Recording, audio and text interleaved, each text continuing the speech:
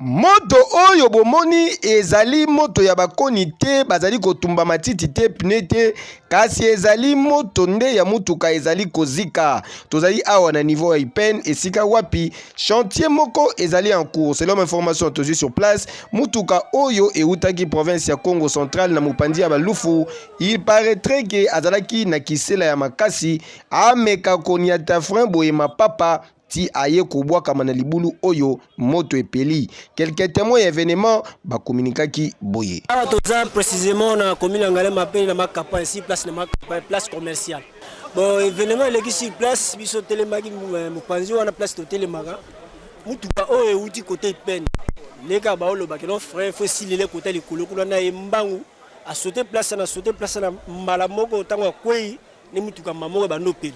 Donc maman natanga zo bimasuki ne sika mpani ba okima koto na kuna. Donc ba koti na lupango ya rouge zo balo.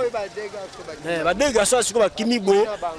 Donc ba kera bango ba kimi na ba mpani kuna ba kera bango mwako landa bango zate po moto de kangi nzira place na mwako landa bango penza la gité. On a observé un camion qui venait de Loufou.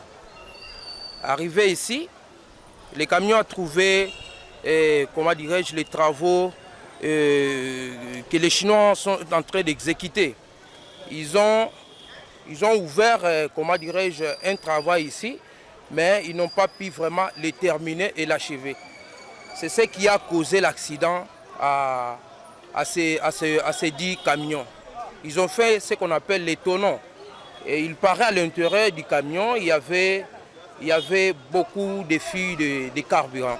C'est ce qui a fait que ces camions puissent au moins s'exploser. Nakoyoka masolo mutuka yango pe ememaki quelques bidons ya carburant kasi tomata tokita transport ya carburant na mituka privé to pe ba véhicule en transport en commun l'état esipe apekisa Congolais mutu makasi matoi mangongi. Keyo